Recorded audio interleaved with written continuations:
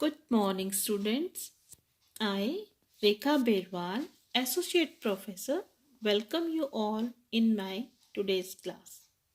आज हम एक बहुत ही इंटरेस्टिंग टॉपिक पर बात करने वाले हैं, that is selection of clothing for women, अर्थात महिलाओं के लिए परिधान का या वस्त्रों का चुनाव। उन्हें किस तरह से अपनी ड्रेसेस का चुनाव करना चाहिए ताकि वो और भी ज़्यादा कॉन्फिडेंट रह सकें, फील कर सकें और उन्हें और अच्छा लगे, और जो भी परिधान वो चुनाव करें वो उन्हें ओकेजन के अनुसार ज़्यादा पहनने में अच्छे लगे।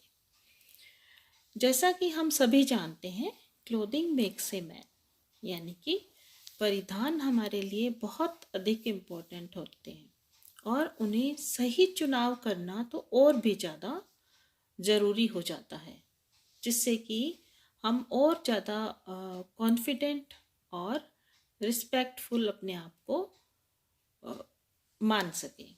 तो क्लोथिंग एक जो हमारे जो पर्सनैलिटी है उसका एक अभिन्न हिस्सा होते हैं, जिससे कि हम अपनी क्रिएटिविटी भी दिखा सकते हैं क्लोथिंग के थ्रू, और जो हमारा सेल्फ एस्टीम है वो भी जाहिर है अच्छे क्लोथिंग के कारण अच्छा होगा और हम हैप्पियर फील करेंगे।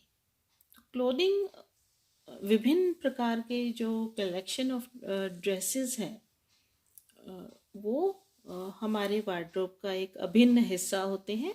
तो हम देख पा रहे हैं विभिन्न प्रकार की ड्रेसेस हैं और ये विभिन्न ओकेजन के अनुसार पहनी जाती हैं। जैसे कि यदि हम रात को पहनने वाले कपड़े, नाइट वियर की बात करें, तो वो जाहिर है कंफर्टेबल होने चाहिए, लूज़ होने चाहिए और ऐसा मटेरियल होना चाहिए क्लोथिंग का जो कि सिंथेटिक ना हो और कॉटन हो प्रेफरेबली, या वुलन, यदि विंटर है तो वुलन हो, या सेमी विंटर वाला जो स्टफ़ है वो होना चाहिए।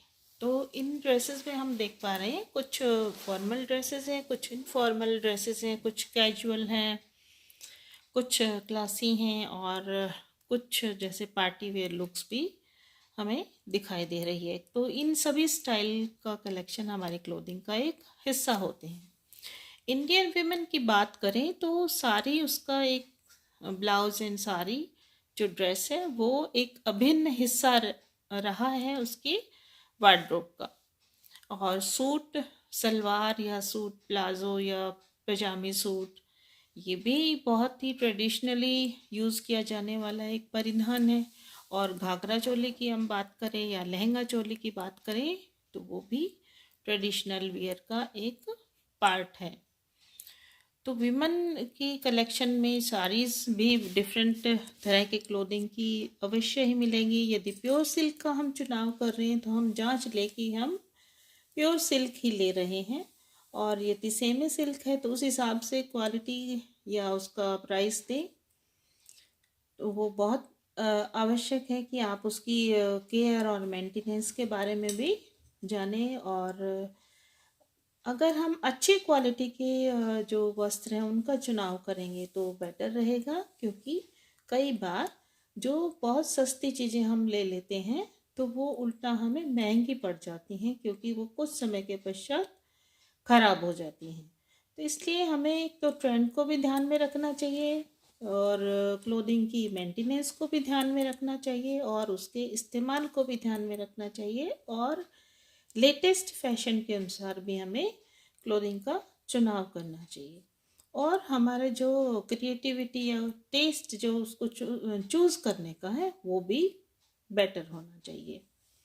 तो ये कुछ ड्रेसेस हैं जो इंडो वेस्टर्न फैशन ट्रेंड्स के हिसाब से हमें सामने दिखाई दे रही हैं। और क्लोथिंग ही नहीं, एसेसरीज भी इसका एक पार्ट होती हैं। जैसे कि आप देख पा रहे हो, पर्स है या स्कार्फ है या हेयर स्टाइल की कोई भी चीज़ है, तो ये भी, और या ज्वेलरी है, ज्वेलरी भी जो पहनने जाने वाली है वो भी हमारी एसेसरीज का एक हिस्सा। ये जो एसेसरीज हैं वो भी हमारे क्लोथिंग का एक अभिन्न हिस्सा है। तो इन्हें भी हमें पर्पसफुली और ओकेजन के अनुसार चूज़ करना चाहिए। और इसके अलावा जो फैशन है उसका तो इम्पेक्ट महिलाओं पर होता ही है। यदि हम कलर या रंग के चुनाव की बात करते हैं तो ऐसा रंग लेना चाहिए जो कि हमारे पर ज़्यादा सूट करे, और डिज़ाइन भी इफ़ेक्टिव या प्लीजिंग होना चाहिए, और पर्सनैलिटी के अनुसार कलर होना चाहिए। यदि हमारा कलर फेयर है तो हम कोई भी कलर आसानी से ले सकते हैं, लेकिन यदि हमारा कलर डार्क है और गेहुआ कलर है तो हमें न्यूट्रल शेड्स के जो रंग हैं, जैसे ग्रे है या ग्रीन है, जो पेस्टल वाला ग्रीन है या पेस्टल शेड्स हैं, ऐसी ड्रेसेस का हमें चुनाव करना चाहिए। ये सामने कुछ ड्रेसेस दिखाई दे रही हैं जो कि हमेशा ही ट्रेंड में रहती हैं, तो अपनी पर्सनैलिटी के हिसाब से हमें लेना चाहिए। उसके अलावा अगर हम बात करते हैं कि ऑफिस वेयर यदि कलेक्शन की बात करें तो हमें उसके अनुसार अच्छे वेल ड्रेस्ड हमारे वेल ड्रेसेस का कलेक्शन होना चाहिए। ये सामने कुछ पार्टी वेयर की लुक्स हैं और एक इनफॉर्मल ड्रेसेस भी हमें दिखाई दे रही है। तो इसलिए इस प्रकार से हमें चुनाव करना चाहिए कि किस ओकेजन के लिए हम ये चीज़ें इस्तेमाल करने वाले हैं। फिर बात करते हैं पर्सनैलिटी की। यदि हमारी जो फिगर है या पर्सनैलिटी, जैसे यदि हम बहुत ही थिन फिगर वाले हैं, बहुत पतले हैं, तो हमें ऐसे क्लोथिंग का चुनाव करना चाहिए जिससे कि हमारा फिगर और थोड़ा सा मोटा लगे। तो हम जैसे हॉरिजॉन्टल लाइंस वाली ड्रेसेस या डिज़ाइन वाली ड्रेसेस को प्रेफर कर सकते हैं। और यदि हम बहुत मोटे हैं तो हमें ऐसा डिज़ाइन चूज़ करना चाहिए जिससे कि हमारी जो बॉडी शेप्स है वो कंसील हो सके, जैसे कि वर्टिकल लाइंस को हम चूज़ कर सकते हैं, बहुत बोल्ड प्रिंट ना पहने। और इसी प्रकार से यदि हम डे पार्टी में जा रहे हैं तो जो हमारे जो कलर हैं वो हम लाइट ले सकते हैं, और रात की पार्टी या नाइट पार्टी में अगर हमें ड्रेस पहननी है तो प्रेफरेबली डार्क कलर्स का चूज़ करें।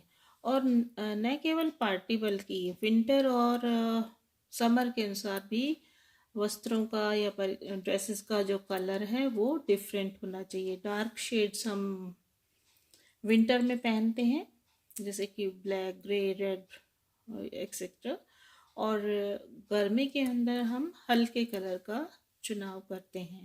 तो ये कुछ बातें थी जिससे कि महिलाओं को कैसे रंगों का, कैसे वस्त्रों का, कैसे परिधान का चुनाव अपने कलेक्शन में रखना चाहिए, अपने वार्डरोब का हिस्सा होना चाहिए।